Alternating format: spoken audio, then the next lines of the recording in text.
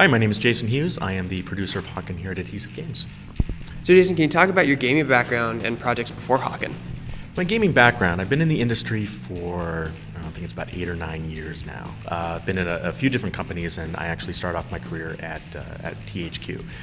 Worked a lot with Microsoft on not only the original Xbox, but the Xbox 360, and focused on closing out a lot of games to working with the studio, the publisher, and also Microsoft, just to get them out onto the shelf and in great quality. So also worked on the SmackDown vs. Raw franchise for a little while, and then went to a smaller sort of startup publisher. And I started a production department over there, and then and just started sort of increasing our portfolio, grew a team, and then I found myself at Adhesive not too long ago working on Hawken. And what has Meteor Entertainment brought to your table for your team?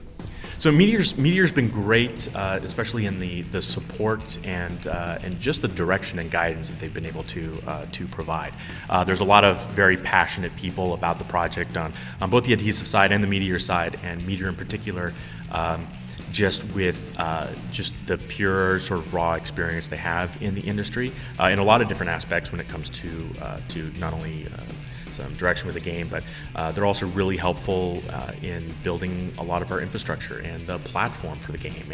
And what really supports the game is a lot of what we depend on Meteor for. And how has the team grown since the game was first started?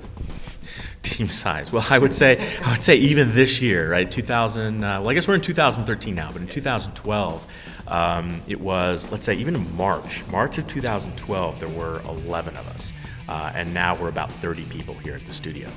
So we've tripled in size in less than a year, and even way back, even before I started on the project. I mean, it was only founded by 4 guys and some interns who were working on the project. So. The team has grown considerably in the last year. And talk about you have open beta now, and how has that fan feedback helped you with the game? So open beta is great, and the feedback has been, it's been fantastic. We have a lot of very passionate fans and people who are genuinely interested in the game and want it to be even better.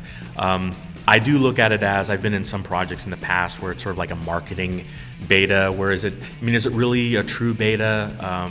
And sort of the game has reached a point where there isn't too much that you can do to actually change anything. But I feel very, very confident in saying, this is a beta. We are listening to what everybody has to say. We take a look at the forums. We can't always answer like every single question that comes up, but we do look at the problems, both the good and the bad, things that we can improve on, things that things that we can make even better. So. It really is a giant just learning experience. We put the game out there. We basically said, hey, it's no longer enclosed anymore. It's open. Everybody, please feel free. Go ahead and download it, play the game, and let us know what you think. And a lot of times they don't even have to be telling us what we think. We can look at the data. We can look at how people are playing, and just figure out our next steps on how to make things better. And what have you learned from the open beta thus far? So open beta has been really it's been really eye-opening, especially when it comes to free-to-play aspect of a game. There is a lot more that we have to make more obvious right off the bat. That sometimes you think about in gamers. I'm a gamer myself, and there are just certain things that I'm used to knowing, and certain things that are automatic. Just even with how games like this function, right? So. When it comes to something like this, it's interesting to see where we need to provide more information. Maybe someone doesn't understand the mechanics, or maybe they don't know where this is in the menu. There's a lot of things like that we see that that we don't necessarily always didn't think about as much beforehand. I find it really interesting also is, even if you are losing, I play whatever I'm playing, let's say Halo or Call of Duty as an example, right?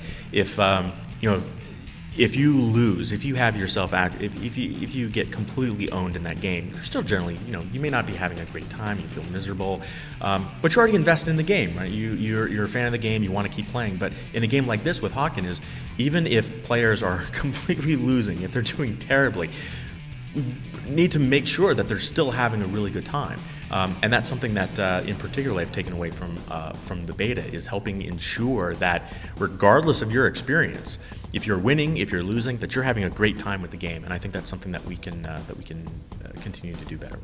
And how have you seen the game evolve?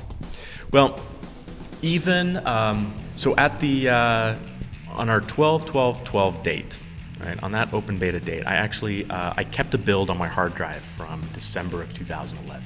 And reminded everybody of what it actually looked like just a year earlier, and the transformation is really, I mean, that's really something. There are the videos that were put out, the YouTube videos that you put out there, and people had a chance to see. That was pretty much it. We had a bunch of maps. We had no customization. We had no friend system. We had no invites. We had no, it's really no customization, no ability to buy anything, no ability to equip anything.